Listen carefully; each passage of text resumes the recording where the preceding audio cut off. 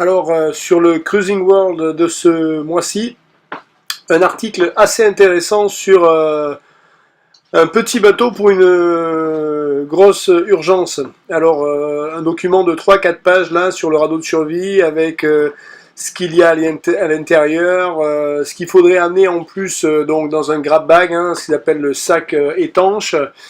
Voilà, de la bouffe lyophilisée, des fusées de détresse.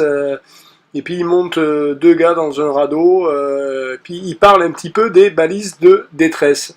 Et là, nous, on va en parler beaucoup pendant cette vidéo. Bonjour les voileux, bonjour les voileuses. Allez, on continue avec nos vidéos techniques, une vidéo sur la survie. Plus précisément sur... vous avez ma vidéo sur le briefing de sécurité. Beaucoup de commentaires là-dessus, comme quoi je suis trop ferme. Bref. J'ai expliqué dans ce briefing-là que... donc c'est des chiffres... Moi, je suis certifié par Sweetleak, qui est une compagnie américaine qui fait des radeaux de survie. Ils font tous les radeaux de survie des avions et pratiquement tous les radeaux de survie et les gilets de sauvetage pour l'armée américaine et les avions américains. Donc ils savent à peu près ce qu'ils font. Et Sweetleak, ils ont des chiffres qui sont internationaux et qui disent qu'il y a une survie sur deux, quand elle est déclenchée, qui se gonfle et qui se dégonfle. Donc il y a un système pour la regonfler, mais là c'est pas moi qui le dis. Ça c'est la première chose que les gens ne savent pas. Donc quand on fait un exercice de gonflage de survie, ça se passe très bien quand c'est par mer plate. Je vais prendre une idée simple, on tape un container 2 jours, c'est force 3, on finit dans la survie, elle se dégonfle, il faut la regonfler, ça va très bien. Par contre, si c'est de nuit par force 7 et que on est obligé d'aller regonfler le machin, ça se passe pas bien. Donc ça c'est la première chose que je voulais donner, je donne ça à tout le monde, c'est important que vous le sachiez. Et la deuxième chose que vous disent pas les vendeurs de radeaux de survie, c'est qu'une survie, quand elle se gonfle, si vous êtes dans des grosses conditions, quand vous allez la percuter, vous la laissez attachée au bateau, elle va se gonfler. Il y a une chance sur 2 que sous l'effet du vent, elle se retourne. Donc ça c'est normal. Ce qui se passe, c'est qu'une survie pour 4, si tu es tout seul, tu sais pas la retourner, tu sais pas la remettre à l'endroit. Une survie pour 8, si vous êtes 2, vous ne savez pas la remettre à l'endroit. Une survie pour 6, si vous êtes 2, vous ne savez pas la remettre à l'endroit. On ne sait remettre à l'endroit à peu près une survie qui est du nombre de passagers qu'on est ou qui est 2 fois plus grande. Donc si vous êtes 2, c'est une survie pour 4.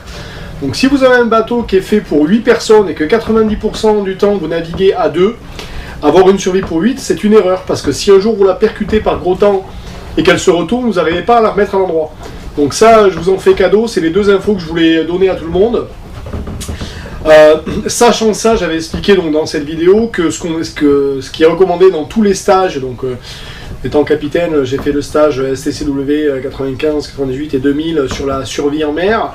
Et ce qui est dit pendant ces stages-là à tous les capitaines, c'est vous prenez votre survie, vous la mettez dans votre annexe. Forcément, on va être sur des bateaux où l'annexe est toujours gonflée à l'arrière. Et vous vous embêtez pas, vous la prenez, vous la mettez dans l'annexe, et votre survie c'est votre annexe, parce que votre annexe elle est gonflée, elle a un moteur dessus ou elle l'a pas, mais elle est déjà gonflée, elle va pas se dégonfler, et si elle se retourne, on sait la remettre à l'endroit, et vous prenez un grab bag, un sac étanche avec des choses dedans. Et donc c'est de ça dont je vais parler aujourd'hui, et surtout des fameuses balises de détresse, mais ça c'est de l'autre côté, c'est pour les Patreons. Si vous voulez en savoir plus, venez nous faire un petit coucou. Allez Patreon, on est là, on est bien. Excusez-moi, je vais boire un petit coup parce que je me dessèche la gargante. Alors, ce grab bag et ces balises de détresse. Alors, déjà, vous avez vu, je vous ai montré tout à l'heure sur le magazine, donc les balises de détresse, le grab bag. Alors le grab bag, dedans, il y a des choses qu'il faut absolument que vous preniez. On va faire étape par étape. Déjà, pour survivre, vous allez prendre normalement beaucoup d'UV dans la gueule avec la réverbération de l'eau, etc., etc. Donc il faut absolument une protection solaire. Couverture de survie, écran total, pouvoir vous protéger du soleil, surtout si vous êtes dans l'annexe. Le soleil va vous faire très mal.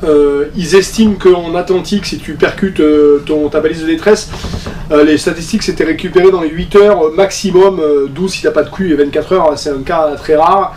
Mais bon, cuire 8 heures au soleil, c'est quand même pas mal au milieu de l'Atlantique si t'as pas de quoi te mettre à l'abri et qu'il fait chaud, ça tape pas mal. Donc Protection solaire, c'est ton pire ennemi.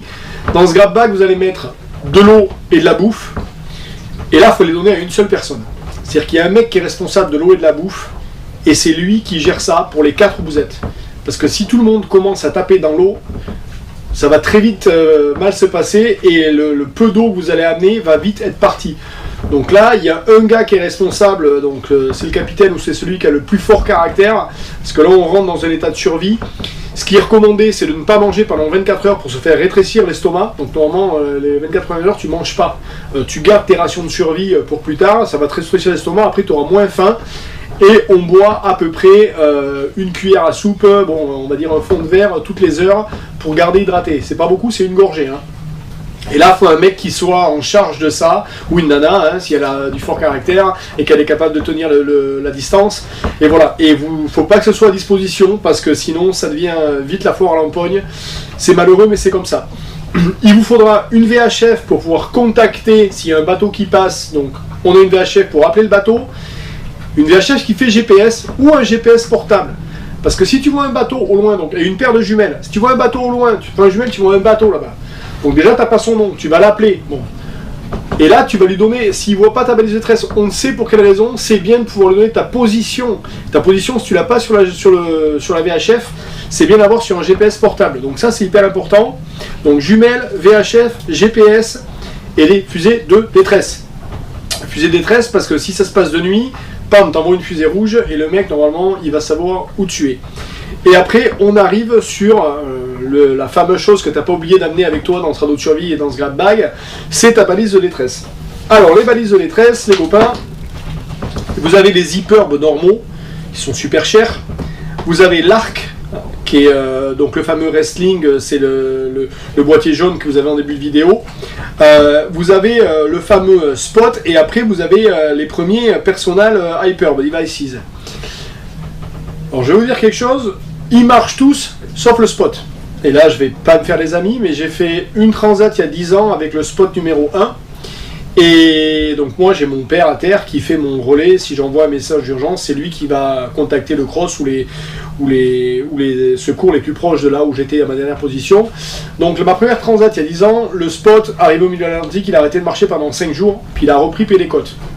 Donc tu te dis, c'était il y a 10 ans, t'es pas content, c'est parce que tout le monde est inquiet, mais ça...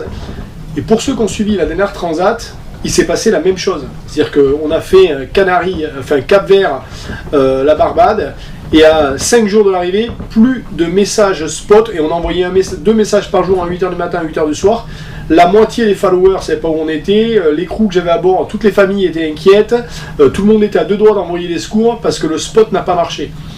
Et là, j'ai envoyé un email à Spot, s'il y a besoin, je fournirai la documentation.